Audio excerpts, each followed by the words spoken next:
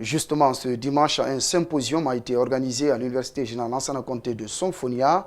Le corps du docteur Bolaro a été exposé devant un public massivement mobilisé.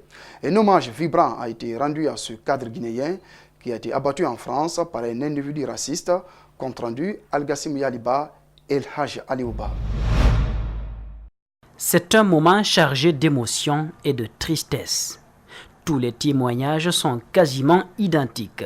Mamoudou Bolaro Bari est un jeune courageux, jovial, respectueux. Bref, un homme avec des valeurs rares. Quelle tristesse. Certes, nul ne pourrait remplacer une personne, mais que ta famille sache, je veillerai sur elle pour toujours. Je veillerai particulièrement sur Fatou.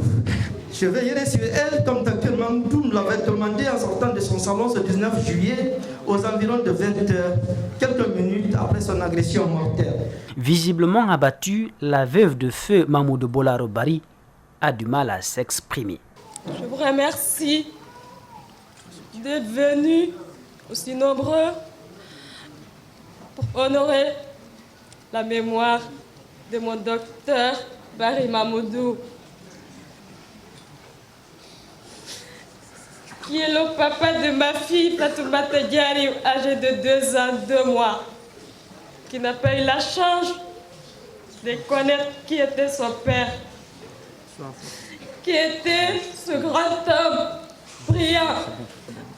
Grâce à vos soutiens, ça me rassure, demain ma fille saura qui était son papa. C'était pas...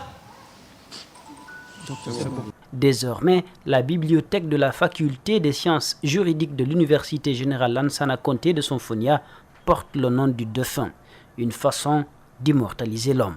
Dès l'ouverture prochaine des classes, que la bibliothèque de la faculté des sciences juridiques et politiques porte le nom de Dr Mamoudou Bari. La mort, sa disparition tragique représente une perte immense pour notre pays et au-delà l'Afrique. La famille de Dr Bolaro adresse ses remerciements à la Guinée et au monde, mais souhaite que leur fils serve d'exemple à la jeunesse guinéenne. Serrons la main de sa mère. Que Dieu accepte son âme au paradis, qu'il guide nos pas, que les jeunes sachent imiter Mamoudou. Le Centre international de recherche et d'initiative pour le dialogue CIRID, un organe consultatif des Nations Unies basé à Genève, était représenté à ce symposium. L'institution promet de reverser à la fille du défunt la somme de 500 €, soit plus de 5 millions de francs guinéens chaque année. Le corps a été ramené dans son village natal, Bolaroyada Mamou, où il a été inhumé ce lundi. Toujours avec les funérailles de ce jeune Guinéen, la Guinée se souviendra sans doute longtemps de cet enseignant-chercheur guinéen parti à la fleur de l'âge, un exemple de courage et de détermination. Suivez ces quelques témoignages sur place au micro de nos reporters. Un grand homme qui faisait en tout cas la fierté de toute l'Afrique et particulièrement de notre pays, la Guinée. Moi je pense que ce monsieur rentre dans l'histoire.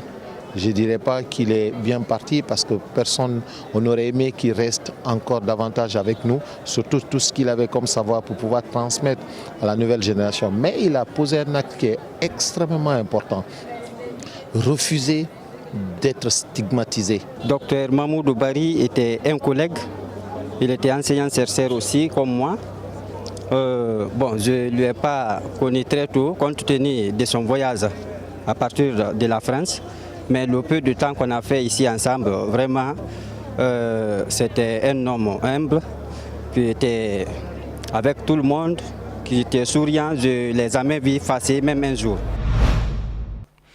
Voilà donc ce qu'on pouvait dire par rapport aux funérailles de ce jeune Guinéen tué en France. Je rappelle qu'il a rejoint sa dernière demeure du côté de son village natal à Mamou. Sport pour boucler ce journal. La 6e édition du Grand Prix d'Abidjan du Tizo Kata 2019. La délégation guinéenne est arrivée sur place ce samedi. Les archeurs guinéens ont effectué la reconnaissance du champ de tir situé à l'Institut national de la jeunesse et des sports dans le quartier de Marcory, en plein cœur de la capitale ivoirienne. La première compétition débute donc ce lundi. Reportage Abdoulaye Sadio Diallo. C'est à 19h15 que l'avion transportant la délégation guinéenne a atterri à l'aéroport international Félix Houphouët-Boigny d'Abidjan. Ensuite, elle s'est dirigée vers l'INJS, l'Institut national de jeunesse et des sports, situé dans le quartier Marcory. Ici, les 9 représentants guinéens retrouvent 3 autres compatriotes arrivés il y a une semaine pour participer à des séries de formation. Dans la journée de ce samedi, les athlètes ont effectué une reconnaissance du champ de tir. La présidente de la Fédération guinéenne de tir à l'arc en a profité pour lancer un message aux athlètes. Notre participation à cette 11e édition, ce n'est pas une simple promenade.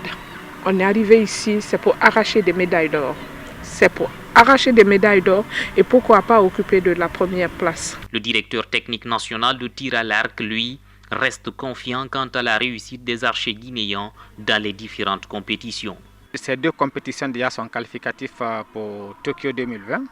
L'objectif primaire ici, c'est d'avoir au moins un athlète qualifié pour les JO. Et je sais que ces jeunes-là seront capables de le faire parce qu'ils ont des atouts. Les 6 athlètes guinéens vont compétir sur des distances de 20, 50 et de 70 mètres. Ils sont conscients qu'ils ne sont pas venus pour se balader à Abidjan. Donc moi, mon souhait cette année, c'est d'être la championne de 70 mètres. Qualifiée aux Jeux Olympiques. Je veux les médailles d'or sur 20 mètres, 50 et 70 mètres. L'État a mis les moyens nécessaires pour accompagner ses archers, soutient son émissaire. Oui, l'État a pris le billet d'avion aller-retour des archers et en plus l'équipement aussi pour le bon déroulement de cette compétition. Une information tacitement rejetée par les sportifs car certains parmi eux n'ont pas encore leur flèche au complet alors que la compétition, le Grand Prix d'Abidjan, débute lundi prochain.